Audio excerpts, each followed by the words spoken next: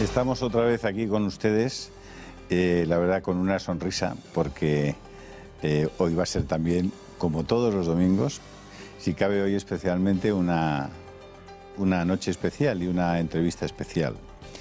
Yo doy gracias a Dios de poder estar una semana más con ustedes haciendo estas entrevistas y pido que sean muchas más porque es un verdadero disfrute. Esto no es un trabajo, es un disfrute poder estar con personas tan interesantes, tan atractivas.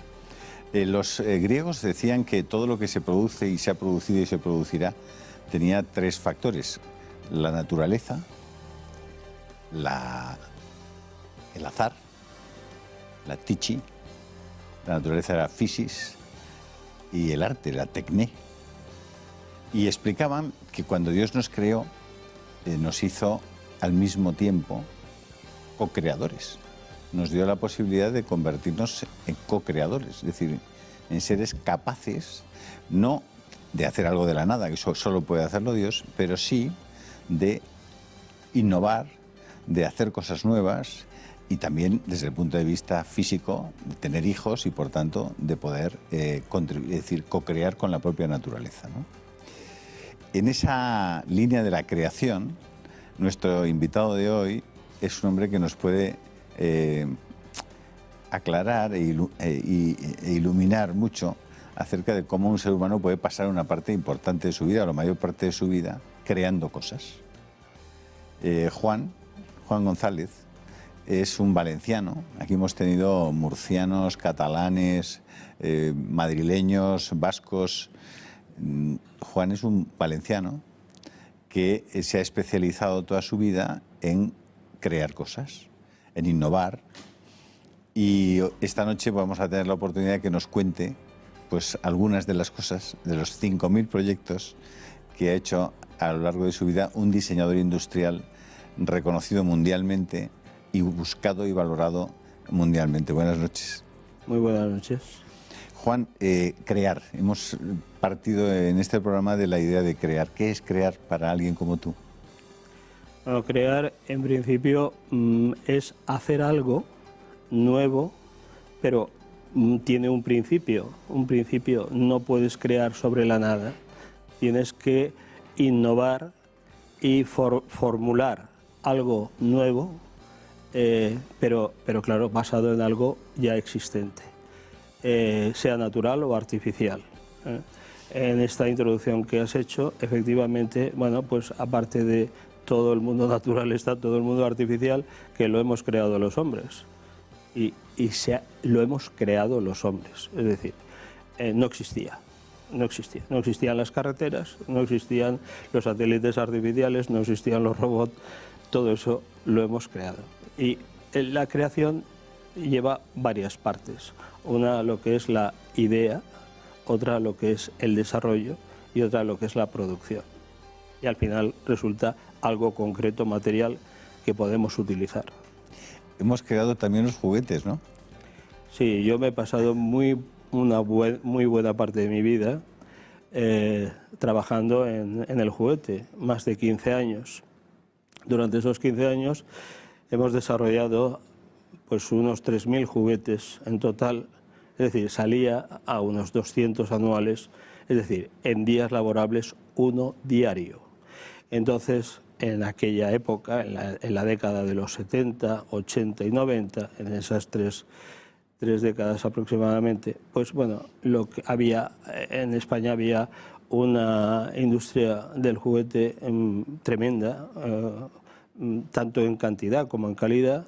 Éramos pioneros en todo el mundo y además de pioneros éramos la primera, porque teníamos empresas muy reconocidas, pues los primeros en los que se fijaban todos los demás. ¿A ti te contrataban entonces las jugueteras? Sí, para pensar? Sí, a mí ¿Y no te pagaban mal? No, a mí me contrataban las jugueteras para pensar nuevos productos, pero no solamente pensarlos, sino luego también desarrollarlos. Es muy importante que la creación no sea solamente la idea, sino que vaya acompañada de la producción de la idea.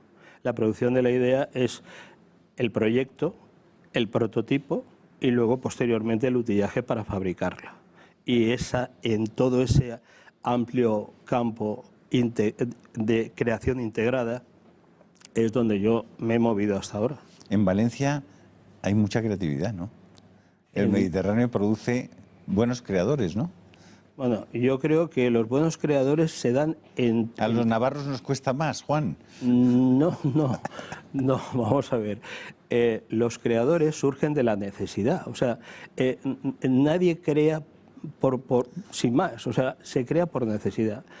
Un ejemplo de ello es, hace muy poquito, bueno, pues una de las patentes que han aparecido ha sido un collar para ovejas. Porque los lobos se comen a las ovejas y los lobos están protegidos.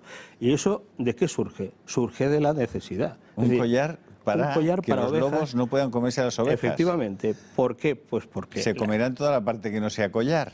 Bueno, parece ser que no, porque el tema es que empieza la actividad de acción sobre el lobo justamente cuando los latidos del corazón de la oveja se aumentan.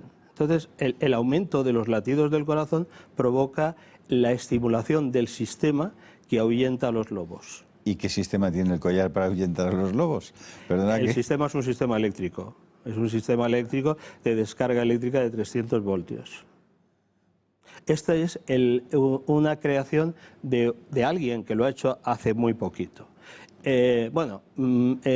Por ejemplo, esta persona o esta empresa solicita, vamos a suponer, mis servicios. Sí. Y entonces yo lo que tengo que hacer es, juntamente con él, el desarrollo y posteriormente la producción del Hacer un prototipo que sea fabricable, por así decir. Exactamente. Primero que los prototipos se hacen para demostrar que las cosas funcionan y además los prototipos ofrecen muchos datos. Qué materiales, qué consumos, cuál va a ser el valor final del producto, con qué utillaje se tiene que contar, muchas cosas. Muchas cosas ofrece el prototipo. Yo creo que a los espectadores les puede divertir mucho que nos ilustres acerca de algunas cosas que tú me has contado previamente y que por eso te preguntaré, porque me han parecido divertidas, de desarrollos que has hecho a lo largo de tu vida. Luego entraremos en otras materias. Pero me acuerdo, por ejemplo, de la cubitera. Me decías, no, es que hemos hecho una cubitera. Sí, pues bueno, las cosas más sencillas del mundo, ¿no? Yo allí donde vivo, en el Mediterráneo mar, claro, hace calor. Y bueno, y lo normal es que en verano alguien tome cosas frescas. Yo soy aficionado al cava y tomo cava. Entonces, claro, el cava está muy fresquito y muy bien conservado en la cubitera, pero las copas, una vez que sirves el cava en las copas, se calienta enseguida. Bueno, pues entonces lo que hemos hecho han sido unas copas sin pie en la copa, que las puedes introducir también en la cubitera y que cada una de ellas, para no confundir, por supuesto, lo que está bebiendo, de qué copa bebe cada uno, lleva un aro de un color diferente. Pero la copa está dentro del agua y los cubitos de la cubitera, con lo cual cada vez que coges la copa y bebes un cava fresquito. Siempre estoy resolviendo problemas, ¿no? Resolviendo necesidades, ¿no? Sí. Buscando qué necesidades Exacto, hay o sea, y cómo rayos contribuyo yo a cambiar eso, ¿no? Se crea por resolver una necesidad. Y es verdad que una vez alguien te encargó que se pudieran coser los botones de las camisas sin aguja ni hilo. Sí. Cuéntanos esa historia. Este es un amigo que precisamente en muy poco tiempo vamos a desarrollar este proyecto. Es un proyecto muy novedoso. Y es que continuamente, yo creo que la gente está pensando. Pero yo a todo el mundo le aconsejo que si quiere hacer algo bueno, que lo haga dentro del campo que conoce. Porque muchas veces muchos inventores, muchos diseñadores, lo que hacen es crear desarrollos que por no conocer ese ámbito, estar fuera de su vida o de su profesión, hay un problema. Y es que a lo mejor ya hay antecedentes, a lo mejor no se puede desarrollar o no es económicamente viable, a lo mejor no va a tener el impacto comercial que ellos creen. Es decir, pero si tú estás dentro de tu ámbito, tanto de vida como laboral, y ves alguna cosa de interés que conlleve la solución de una necesidad, perfecto. Pero entonces vais a coser los botones sin aguja ni hilo. No, debe de ser así, debe de ser así. En realidad, hoy ya se están haciendo muchas experiencias con el tema de coser sin hilo. Y curiosamente, el primer invento, yo creo que el invento más antiguo que ha llegado hasta nuestros días es la aguja de coser. La aguja de coser no ha tenido modificación, es sencillamente un eje con punta y un agujero en el otro extremo. Bueno, hoy ya se ha empezado a coser por láser. Nosotros hicimos, hace ya mucho tiempo, con una compañía, un intento de coser con láser. Y la propia empresa, que desconocía lo que estábamos haciendo los técnicos, nos tiraron el tema para atrás porque la dirección de la empresa era muy religiosa y consideró que íbamos a dejar sin trabajo a 500 millones de familias, 500 millones de mujeres que viven en el mundo de coser con aguja e hilo. Por tanto, rechazó el proyecto de coser con láser. Fíjate, qué cosa más extraordinaria, ¿no? ¿Y las vendas magnéticas? ¿Las vendas magnéticas? Bueno, las vendas magnéticas... ¿Eso qué es? Eso de las vendas magnéticas. Es una cosa... Lo más es que te has metido en todos los sectores. Este es el de la salud. Sí. Me dices, no, es que hicimos unas vendas magnéticas para curar las varices. Sí. Fíjate, las mujeres que nos para estén curar viendo, las varices. Y muchos hombres. Y más cosas. Esto todo surge de un accidente laboral donde yo estaba con uno de mis clientes en su factoría y uno de los carretes grandes de los que recogen tubería le coge la mano a un obrero. Entonces, gracias a Dios, pudo sacar la mano, pero la mano se le hinchó tremendamente. Entonces, con dos imanes opuestos, pudimos ver que en pocos minutos se le volvía otra vez la mano a su sitio, es decir, volvía a recuperar el tamaño de la mano del enorme hinchazón que tenía. Cuando vino la ambulancia por él, ya prácticamente no tenía hinchazón. ¿Y a quién se le ocurrió poner los dos imanes? Que uno a un lado de la mano y otro al otro. Y eso ahí se crea una corriente electromagnética. Lo que se crea, efectivamente, lo que se crea es una orientación de iones que agiliza. Lo que hace es orientar los iones. Y estos iones circulan mejor. ¿Por qué? Porque lógicamente no tropiezan, por así decirlo, los unos con los otros, con lo cual funciona mejor.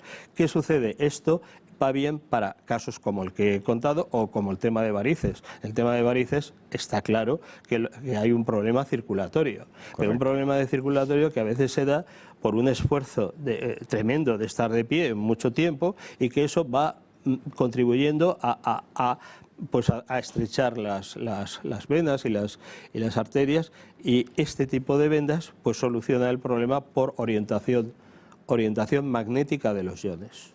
A veces es verdad que, la verdad es que estamos a muy poquitos segundos de hacer un parón por la publicidad, pero ya te avanzo que te voy a preguntar qué es eso, qué entiendes tú por eso de hacerse rico comprándose un diccionario. Porque es verdad que cuando te preguntan cómo me hago rico, tu respuesta es cómprate un diccionario. Cómprate un diccionario. Antes de que cuentes cómo se hace uno rico comprándose un diccionario, vamos a un poquito de publicidad. Hasta ahora mismo.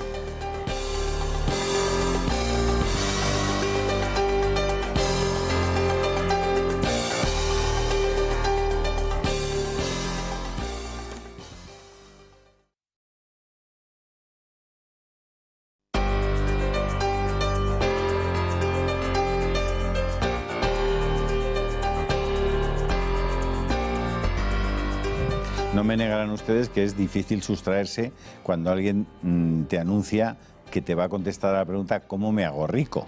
En la sociedad en que vivimos, desde luego habría una expectación sublime, más que la sexta.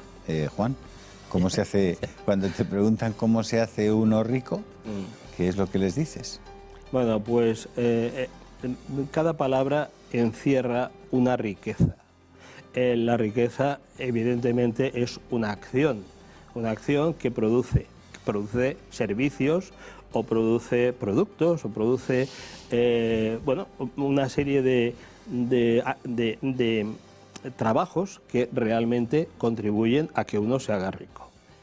Yo siempre digo que la palabra que más dinero ha creado en el mundo es la palabra acercar. Claro, una palabra como... Acercar. Acercar. La palabra acercar. Acercar. Claro, la palabra acercar parece que no tenga nada que ver con la riqueza, con el dinero. Y sin embargo, la palabra acercar es una palabra que nos ha traído los mercados, nos ha traído las comunicaciones, las telecomunicaciones, nos ha traído, pues, nos ha traído el agua corriente, nos ha traído la electricidad. Es decir, todo aquello que supone resolver las necesidades de la persona, llevándole más cerca todo aquello que necesita, es una palabra que hace rico a las personas. Pero es que, es más, en el diccionario hay palabras como custodio. Claro, la palabra custodio es lo que ha generado las empresas de seguridad. Bueno, la palabra auditor.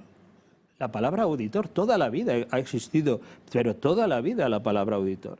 Hasta que alguien que desde luego sabía esto de que un diccionario le hace rico, encontró la palabra auditor y convirtió la palabra en una acción y en una profesión, haciendo empresas muy importantes, generando empresas muy importantes.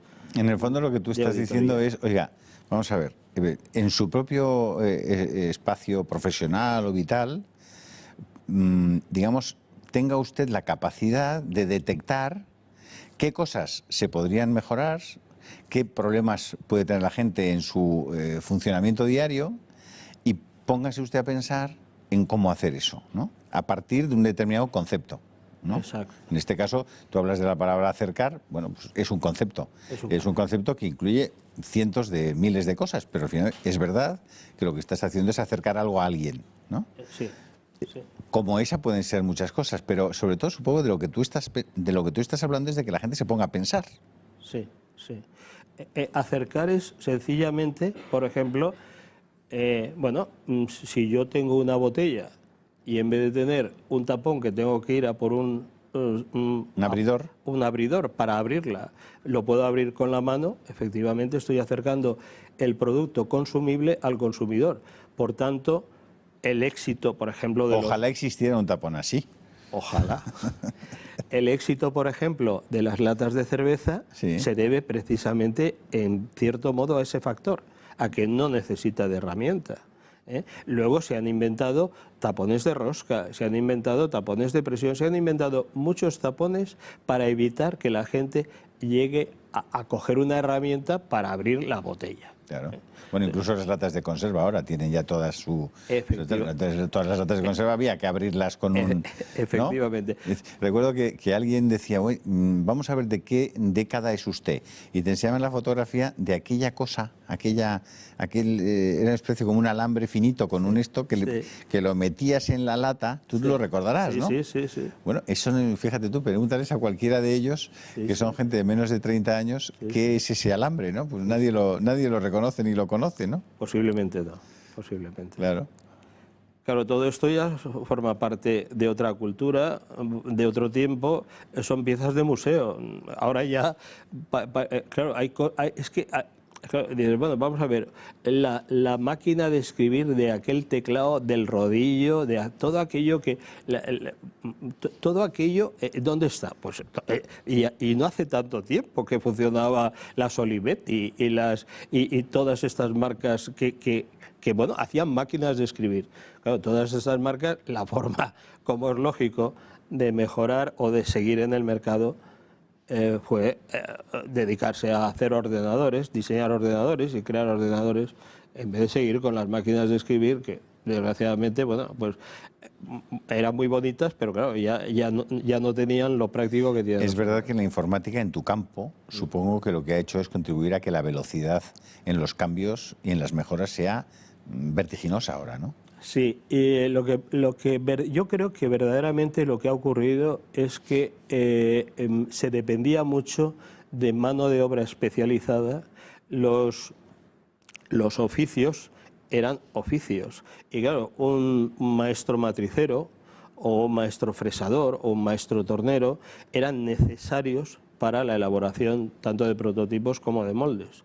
Bueno, hoy ya no, porque claro, el diseño 3D también ha contribuido a lo que es el desarrollo de las piezas 3D, es decir, las fotocopias, entre comillas, que habla mucha gente, de piezas en 3D, ¿no? Esto, claro, ya no necesitas del maestro fresador ni del maestro tornero, no necesitas de toda esta gente. El mundo ha cambiado mucho precisamente por el tema de la informática, pero sobre todo el mundo laboral y en mi sector ha contribuido enormemente a acortar los tiempos, sobre todo a acortar los tiempos. ¿Por qué le dices tú a la gente estírate? ¿Qué es eso de estírate?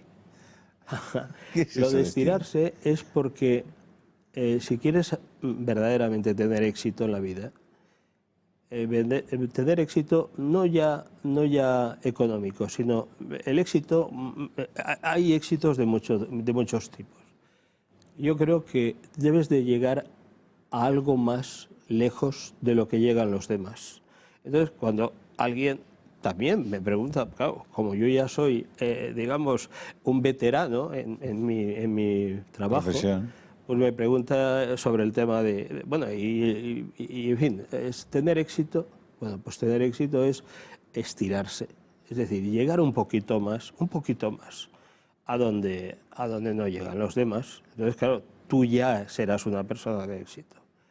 Los japoneses, curiosamente, aquí hay palabras en España que suenan muy mal, como la palabra ambición, ¿no? Y sin embargo, los japoneses, es curioso, en uno de los viajes veo pasar un tren de estos de alta velocidad, menos mal que ya iba despacito porque iba a la estación, y que ponía Ambition Japan en todo el tren, es decir... Ambición japonesa. Ambición japonesa. Ambition Japan. Sí, lo que buscaban que era ser los número uno en todo el mundo siempre en la alta velocidad ferroviaria. ¿Y lo son? Y lo son, porque después del descalabro del tren magnético, que es una realidad, pero el problema es un problema económico y de mantenimiento, pero realmente en la alta velocidad, bueno, los japoneses son los números uno. Hoy tienen trenes que funcionan a 500 kilómetros por hora, sí, sí, y no son magnéticos. Que no tocan el suelo. Sí, tocan el suelo. Ah, esos tocan el suelo. 500 kilómetros por hora tocando el suelo. Tocando el suelo. Sí. O sea, no son los que se levantan, los electromagnéticos. Los magnéticos, bueno, hay uno que une Shanghái con el aeropuerto de Shanghái, sí, que son aproximadamente un recorrido de unos 35 kilómetros, pero este creo que ha dejado de funcionar. Y era un tren alemán, o sea, porque el tren magnético es una invención alemana. Cuando tú ibas a Japón, erais líderes. Éramos líderes en el juguete y de hecho es que... ¿Y os valoraban como líderes? Sí, nos valoraban como líderes hasta el punto, eso lo sabe muy poca gente, de que, por ejemplo, mi empresa, mi empresa tenía una serie de patentes y los japoneses nos pagaban royalty por estas patentes. Me acuerdo de una empresa concretamente que era Yonezawa, que nos pagaba patentes por un juguete. Luego sacamos otros y lo patentamos también y nos seguían pagando. Los japoneses son muy prudentes, son muy tímidos y es muy difícil tratar con los japoneses, sobre todo a nivel coloquial, de que visiten tu stand o tú visitar el de ellos, ¿no? Bueno, sin embargo, nosotros siempre nos hemos llevado muy bien con ellos, porque realmente también ellos estaban en una línea de tránsito. Los países en vías de desarrollo, y no hay que olvidar que después de la Segunda Guerra Mundial, Japón tenía necesariamente que ser, porque quedó destruida, un país en vías de desarrollo, como España después de la Guerra Civil, ¿no?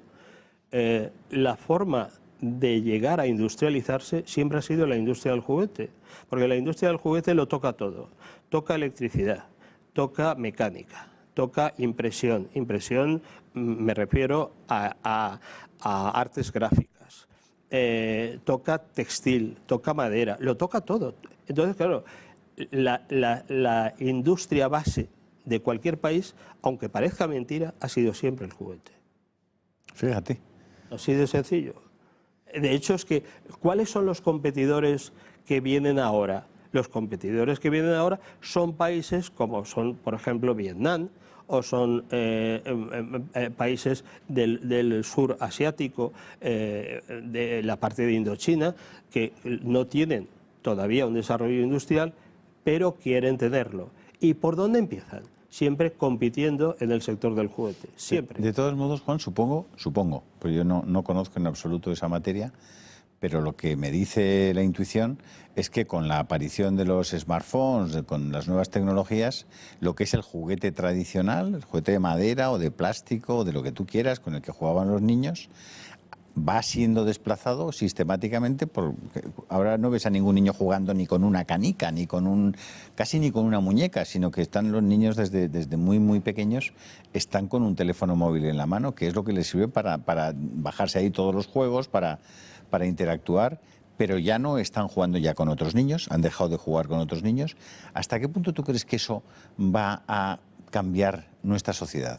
El que ya los niños de pequeños, o si es verdad que el juguete está perdiendo cuota de mercado respecto a los smartphones, ¿no? No, bueno, esto ha tenido su punto de inflexión, pero el juguete de tipo tradicional se seguirá vendiendo. Igual que en realidad el juguete se está convirtiendo en juego más que en juguete, pero hay que tener en cuenta que, claro, en las familias hay menos niños y los abuelos, los padres y tal compiten por el cariño de los niños regalando juguetes.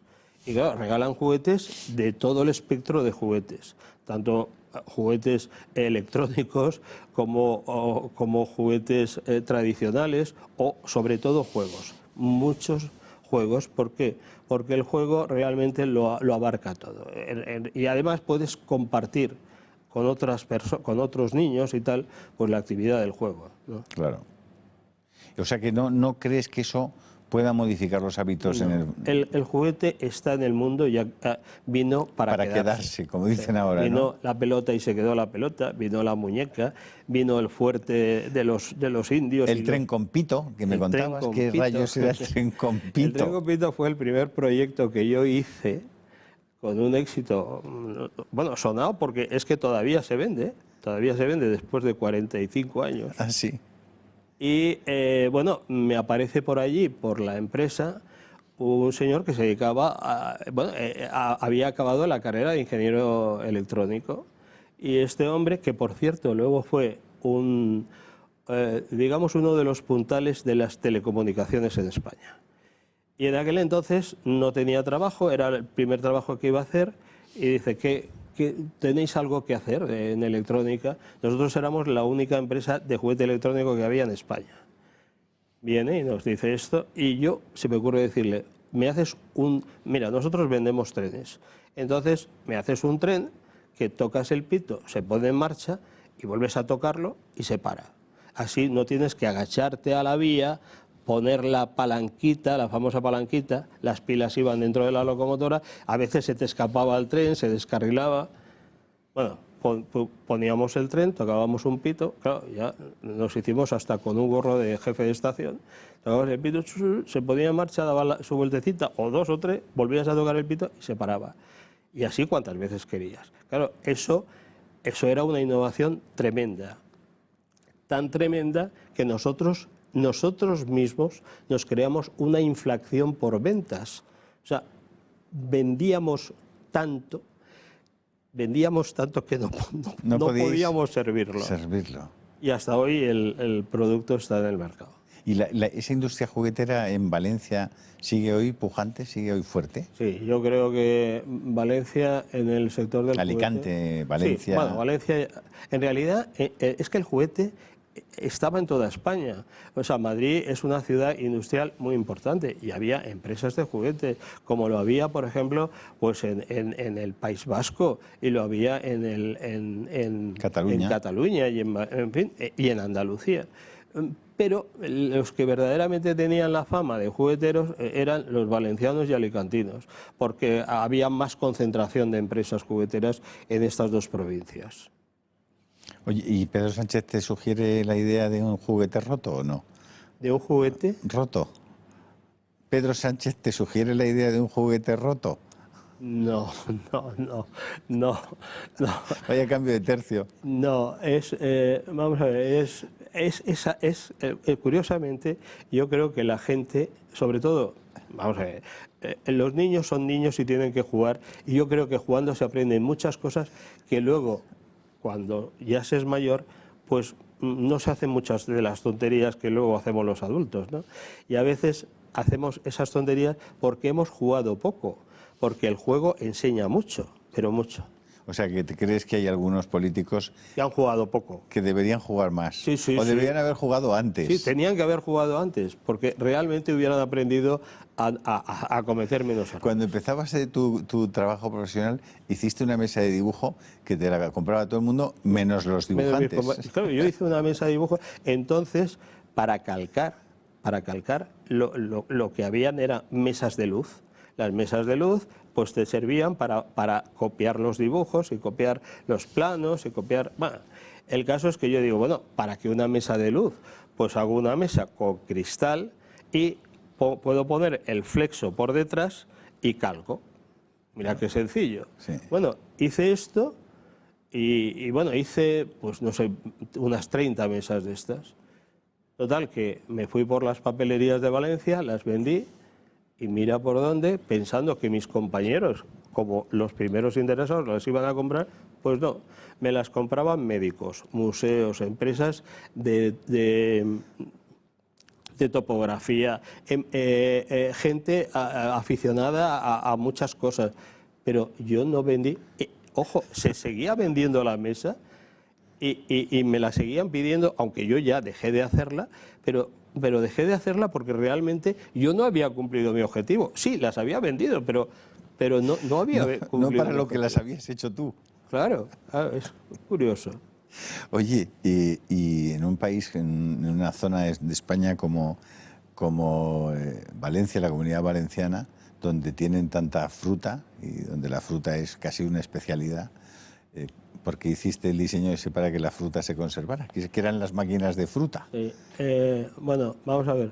El sustitutivo de las bebidas o de las máquinas de vending que llevan bebidas refrescantes, sí, y zumos que algunos de ellos pues son muy buenos, pero claro, otros pues no son de fiar. Pero sobre todo estas máquinas que llevan a lo mejor pues algún tipo de determinados alimentos que bueno, pues llevan muchos conservantes, muchos productos que no son naturales. Entonces pensamos en que las máquinas de vending podían vender fruta, pero claro, vender fruta siempre y cuando estuviera bien, o sea, estuviera fresca. Claro, la fruta fresca es fresca porque no está oxidada. Y entonces lo que hicimos fue un recubrimiento como si dijéramos un barniz que se quitaba, como una piel, una sobrepiel a la fruta, de tal forma que impedía la oxidación de la fruta. ¿La envolvíais? La envolvíamos. En algo imperceptible, digamos. En algo completamente imperceptible. Que hacía que no se pudriera. Y hacía que no se pudriera. La conservación se aumentaba algo así como 3 veces. El tiempo de conservación era más o menos 3 veces lo que ocurría con la fruta sin proteger. ¿Y eso era lo que utilizabais para poner en las máquinas de venta? Exacto. O sea, que te has dedicado a inventar de todo. Sí. ¿Y cómo es la mente de alguien que inventa? ¿En qué se diferencia de alguien que simplemente ejecuta, realiza? ¿Estás todo el día pensando? No estás pensando. Estás cruzando información. Cruzando constantemente información. Si tú quieres crear, tienes que cruzar información. No tienes otro camino. Entonces, cuando cruzas información, hay puntos que coinciden, puntos de elementos que coinciden. Y a lo mejor en ese elemento que coincide hay algo que, independientemente de lo que habíamos dicho en un principio, de la creación por necesidad, existe, llamémosle, la creación lúdica. La creación lúdica es cuando verdaderamente tú tienes pues un momento de asueto y tal, y te dedicas a estas cosas y dices, bueno, pues voy a crear. Y normalmente es por cruce de información. 2, 3, 4 niveles de información y salen muchas cosas, muchas. A veces tonterías, pero bueno, otras veces cosas que dices, caramba, esto puede ser práctico. O sea, que tú ves a alguien que tiene un poco de barriguita y que tiene dificultades para ponerse los calcetines y dices, vamos a hacer algo para que... Bueno... Digo yo. Sí. Claro, pero vamos a ver, el tema lo tienes que resolver de una forma muy, muy sencillita y que funcione verdaderamente. ¿Qué es lo que ocurre? Que, claro, oye, que no estará viendo mucha gente que le cuesta ponerse los calcetines, ¿eh? Por supuesto, por supuesto. No, a ellos no les cuesta. Ya, pero en cuanto pierdes la flexibilidad, la elasticidad, a ver cómo te pones el calcetín. Sí. Bueno, es que... Tendrás que ayudar a esa gente. Pues, ayudarnos. Si es que esto ocurre muchas veces que, claro, cree uno que tiene el problema él solo. Y bueno, lo ves, por ejemplo, en las estadísticas de medicina, que cuando alguien tiene un problema, son miles de personas las que tienen ese problema. Claro. El tema, por ejemplo, ¿cómo surge esto de lo de tal? ¿Y dónde te tienes que fijar como referente para crear un calzador de calcetines? Pues oye, pues una cosa tan sencilla como un cazamariposas. Es decir, un cazamariposas, ¿qué es lo que lleva? Lleva un aro y lleva una red. Pues imagínate que la red es el calcetín que te tienes que poner y lo sujetas sobre el aro. Claro, lo tienes que sujetar con fuerza, entonces tienes otro aro que sujeta sobre ese aro el calcetín, te lo pones y funciona de maravilla. Claro, luego, una vez que te lo has puesto, sacas el aro. Sacas simplemente el aro. Ya está. Y te has puesto el calcetín tan ricamente. Tan ricamente. Y con una cosa muy sencilla y más cómodamente. Porque sí que hay que... Está claro que cuando a alguien le cuesta algo, por ejemplo, un detalle sencillo. El otro día compré un llavero y para meter las llaves en el llavero, pues me destrocé las uñas. Es cierto, a mí me pasa, claro, las anillas estas. Que... Inmediatamente pensaste. Donde lo estaba comprando, me dijeron, ¿tú nos puedes hacer una anilla que no te rompa las uñas? Y hace, pues no sé si fue ayer o antes de ayer, ya se lo llevé hecho. Vale. Pero claro, estás poniendo los dientes largos. Yo vamos a ver, ¿cómo surge la creación? Por la necesidad, siempre por la necesidad. Es como aquello que dice, bueno, ¿cuándo se levanta el tigre para cazar? Cuando tiene hambre, ¿no? Bueno, pues, ¿cuándo el hombre inventa? Porque la invención, la creación, es un esfuerzo. Es un esfuerzo. ¿Cuándo haces ese esfuerzo? Hombre, hay gente que lo hace, mucha gente. Volvamos a lo lúdico, pero y hay otra que dice, bueno, yo realmente es que me preocupan las cosas y me preocupa que el mundo sea mejor y quiero que el mundo sea mejor y por tanto para que el mundo sea mejor las cosas hay que mejorarlas, la innovación. Un buen amigo mío decía, intellectus apretatis discurrit que rabian. Pues, esto es así, o sea, tienes que hacer, además... Pero hay que tener una mente especial. Quiero decir, que hay gente que ve una mesa o ve una lámpara y la ve de forma prácticamente lineal y se fija en general poco, la ve desde una perspectiva. En cambio hay gente que ve una lámpara y ve muchas cosas viendo la lámpara. Y la ve desde arriba, la ve desde abajo, la ve en su uso, en otros usos alternativos, le ve sus posibles defectos, inmediatamente su cerebro se pone a pensar, ¿no? Todo el mundo tiene un cerebro para ponerse a pensar, sin embargo, no todo el mundo utiliza ese cerebro en la medida en que, digamos, podría utilizarlo para hacer una determinada actividad, ¿no? Es decir, sacarle verdadero rendimiento Y a veces también es verdad que ponemos a la gente en situaciones en las que no pueden, es decir, en las que no pueden, digamos, dar más eficiencia. Veíamos una cosa hoy de cuando Einstein decía, bueno, es que a mucha gente le hacéis como si a un pez dentro de una pecera le pedís que suba, que escale un árbol, ¿no? Y bueno, pues va a fracasar toda su vida y pensaréis que ese pez es un estúpido, ¿no? Pues si lo que le dices es que dé vueltas rápidamente por el agua en la pecera, pues probablemente lo va a hacer muy bien, ¿no? Es decir, que cada uno también tiene una determinada función que puede realizar mejor, ¿no? Yo, sobre el tema de las formas de las cosas, es que hay que diferenciar entre creación y diseño. Hay una actividad muy importante, que es el diseño, que tiene que ver en algunas interferencias o en algunas intersecciones con la creación y otras veces no, porque muchas veces se crean cosas que la gente no ve y dices, bueno, pero claro, son creaciones a nivel de productos industriales que tú las aprovechas pero no las ves, no las conoces.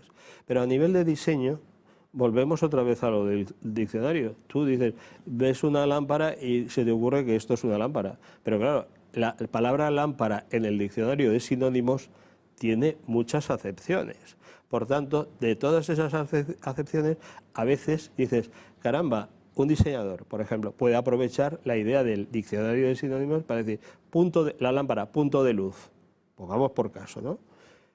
Bueno, pues punto de luz ya implica un concepto distinto al concepto lámpara. Porque claro, el punto de luz ya no requiere, a lo mejor de una pantalla, a lo mejor no requiere de un pie, de una peana. Ni de una mesa peana, donde apoyarse, ni de... requiere Correcto. de otras cosas. Correcto. ¿No? Por ejemplo. Es así de sencillo. Eso fue. Cuando fuiste a esta escuela de danza, bueno, tenemos que irnos a publicidad un par de minutos y seguimos charlando. Hasta ahora mismo.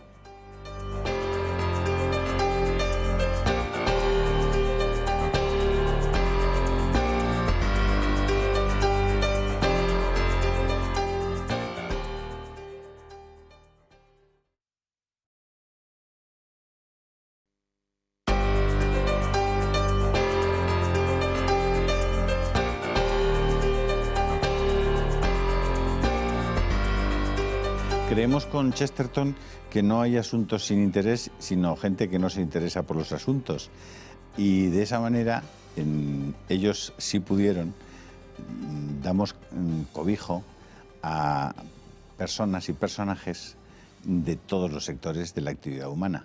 El de hoy es un sector especialmente atractivo porque los inventores, entre comillas, son personajes siempre casi mágicos, ¿no? De hecho, hay una feria de la invención en la que un montón de personas que se dedican a pensar llevan cosas fantásticas, ¿no? Y la gente, cuando se asoma al mundo de la invención, queda un poco maravillada. Ese es tu mundo, el mundo de la invención. Y es un mundo que estoy seguro de que hoy está sorprendiendo a nuestros espectadores, porque es un mundo que no es el mundo de digamos, de la imaginación exclusivamente, sino sobre todo del mundo de un trabajo enorme, ¿no? Es decir, de las horas de transpiración, aparte de las de inspiración, ¿no? En realidad, un invento tiene una definición que es, le llaman el salto de caballo. Cuando estás creando algo que anteriormente no existía. Un salto de caballo es la luz eléctrica, por ejemplo, ¿no? ¿Por qué? Porque anteriormente era la luz de gas, teníamos la luz de gas. Claro, el salto es tan importante que es... ¿Por qué se le llama salto de caballo? Porque el caballo, cuando salta, no toca con los pies en el suelo, ¿no? Bueno, pues aquí pasa lo mismo, es decir, es tan enorme el cambio que por eso se llama salto de caballo. A mí me invitó un día la Escuela de Danza de la Universidad Politécnica de Valencia a dar una charla sobre la gestión de las ideas. ¿Por qué? Porque, bueno, claro, las personas que se forman en la escuela de danza son personas que empiezan desde muy pequeñitas a bailar. Y claro, empiezan, pero desde que tienen 4 años. Claro, 4 años, luego van progresivamente avanzando, y llega un momento que su carrera ha sido su vida. Y cuando terminan su vida, su vida de formación, ¿qué ocurre? Que muchas de ellas tienen el problema de que ¿qué hacen? Si no las contratan terceros o forman una academia de una escuela de baile o forman algo, pero las ideas son las salidas son muy pequeñas. No es como la abogacía, que tiene infinidad de salidas.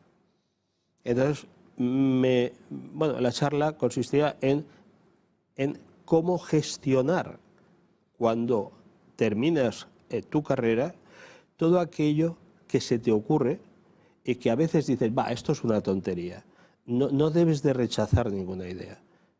Puede ser que estás rechazando ideas porque no sabes qué hacer con ellas. Entonces, concretamente la charla consistía en esto, en la gestión de las ideas. ¿Cómo se gestiona una idea? Una idea se gestiona pues como se gestiona cualquier otra cosa en la vida, ¿no? Es decir, tú tienes que ponerte, digamos, de alguna forma a pensar cómo aquello que es un ser inerte en ese momento, que la idea que has creado, va a tomar vida. Y va a tomar vida, y esa idea va a generar otras, y eso significa una familia de ideas.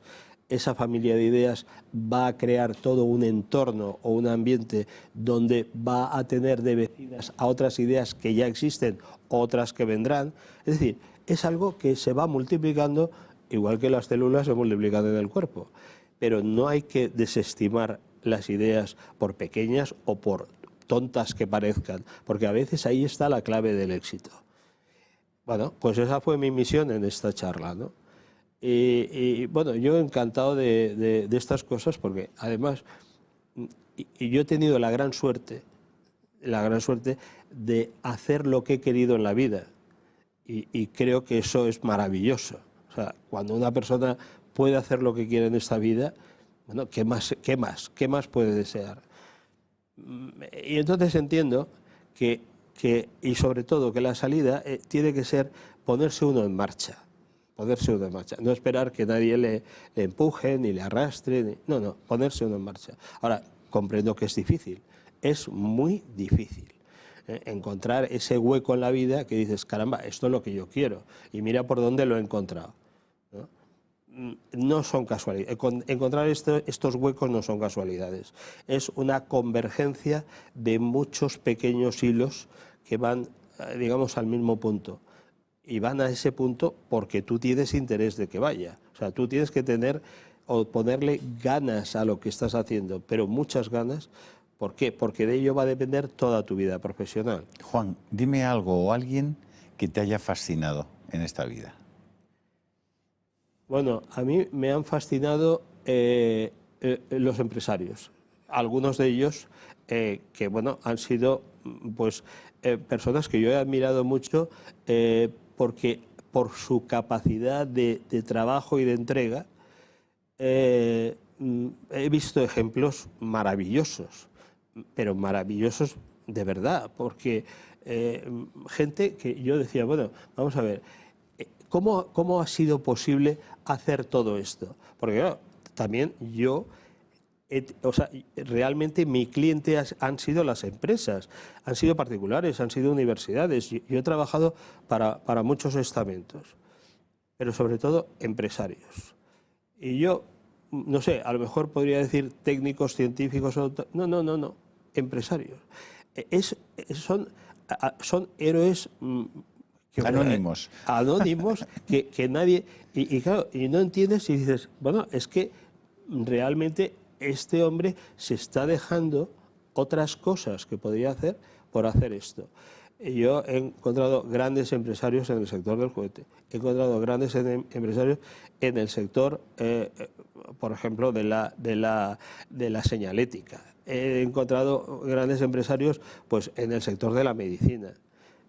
No sé, y estoy muy contento de esto, ¿no? Y para mí eso, o sea, no puedo generalizar, pero sí que puedo decir que 2 o 3 de ellos han sido incluso maestros míos. El primer sitio donde yo trabajé y fue donde me descubrió precisamente tu vocación. mi vocación y la línea que tenía que seguir fue el gerente que tenía, que era número 1 de marketing en España. Y este hombre me habló de un concepto que yo hice propio, y fue la creación y desarrollo de productos. La creación y desarrollo de productos en España era la gran desconocida, o casi desconocida, y después de la Segunda Guerra Mundial, realmente toda la industria que había generado todo el armamento para la Segunda se tenía que reconvertir en industria para productos de consumo. Todo esto generó unas ideas, una bibliografía, una cantidad de información tremenda. Yo aquello me lo comía con los ojos y con los dientes. Y aquello luego se concretó en una sola idea, en una sola frase: creación y desarrollo de producto. Caramba, pues eso, cuando yo me puse a ello, no existía como actividad. Fíjate. Y esa actividad de crear y desarrollar el producto, primero lo desarrollé en juguete y luego lo he desarrollado en el mundo del mueble, del automóvil, de la medicina, de muchos casos. Pero aquello era un concepto nuevo, es decir, una profesión nueva, por así decir, ¿no? Como hoy puede ser una profesión nueva ser gestor de ideas, ¿no? O como puede ser, porque todo este tipo de cosas, dicen, bueno, si se sabe articular, conllevan, digamos, cosas o conceptos que se van abriendo y prácticamente acaban ocupando todo el espectro económico o de un país o incluso a nivel global, ¿no? ¿Hay algo que te repugne? ¿Algo que me repugne? Pues no es que me repugne, es que yo lo que echo de menos, de verdad, lo que echo de menos, es algo que en la entrada de todas las universidades del mundo encuentras la imagen del relevo, ¿no? La imagen del relevo. Y la imagen del relevo es un señor que está a caballo y que está recogiendo el testigo de alguien que está en el suelo. Ese que está en el suelo y que está entregando el relevo, ese soy yo. Y otro que tiene que continuar, el que está a caballo, es el que me tiene que relevar. Si eso se hiciera profesionalmente, no habría paro. Si eso se hiciera a nivel no solamente profesional, sino de oficios, ¿por qué? Porque esto ha pasado y sigue pasando. Muchas empresas, muchas industrias en nuestro país que no tienen, o bien porque los empresarios no tienen descendencia, o bien porque no quieren hacerse cargo de estas empresas, tampoco hay nadie que las siga. Y hay empresas muy importantes en España que cierran y dejan su mercado en manos de competencia extranjera, por no ir a las universidades y exponer su caso y decir, oiga, yo no tengo nadie que me continúe. ¿Hay alguien aquí que quiera esto? Que yo lo voy a enseñar y va a seguir. Entonces, bueno, esto es lo que echo de menos, el relevo. La política. ¿Qué te sugiere la palabra política en España? La política me sugiere derroche. Porque en realidad una de las cosas que tiene como fin la invención es generar cosas que satisfagan a la gente, pero con pocos recursos. Y si puede ser, que no cueste nada, si puede ser. Pero claro, es que estás viendo lo que estás viendo y estás viendo mucho derroche. Mucho derroche no sé, en una especie de maraña de problemas sin solución. Y no hay nada más terrible que las cosas no se resuelvan con prontitud. En el arte de la guerra de Japón, escrito 5 siglos antes de Jesucristo, precisamente una de las claves del arte de la guerra es ese, es decir, resolver las cosas con prontitud. Juan, no va a dar tiempo a que nos cuentes cómo has resuelto el encuadernado de las escrituras notariales. No me da tiempo a preguntarte sobre cómo corriges has creado un corrector de vértebras. No me ha dado tiempo a preguntarte 10.000 cosas. Pero yo quería preguntarte, para terminar, ¿qué piensas y qué te viene a la cabeza cuando te dicen la palabra Dios? ¿La palabra? Dios. Dios. Bueno, la palabra Dios, Dios es el creador absoluto. Dios, bueno, si alguien, claro, vamos a ver, hay un Dios que es el Dios moral, el Dios emotivo, el Dios personal, el que lleva uno muy dentro de sí, ¿no? Pero ciertamente en la palabra de Dios es, o sea, claro, para otras personas significará otra cosa. Para mí es creación, creador absoluto. Es decir, habrá un principio en las cosas, o aunque fuera todo cíclico, daría igual. En realidad, aunque todo fuera cíclico, daría absolutamente igual. No cambiaría nada. ¿Por qué? Porque es cíclico diferente, no es cíclico siempre igual. Por tanto, ¿quién crea la diferencia? Y la diferencia es distinción. O sea, que creo que Dios es un ser distinguido. Juan González de IBI. De IBI no, de Valencia. De Valencia. Pero he trabajado mucho con empresas de IBI. Y te quiere mucho la gente de IBI. Juan, es una gozada charlar contigo, aprender contigo.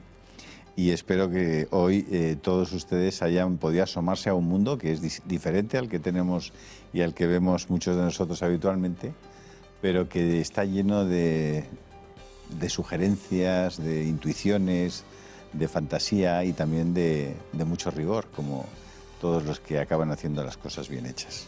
Muchas gracias por estar hoy con nosotros, por habernos permitido asomarnos a tu mundo, a tu vida, que es fascinante. Y hasta la próxima semana a todos ustedes, que hayan disfrutado. Hasta la próxima semana, si Dios quiere.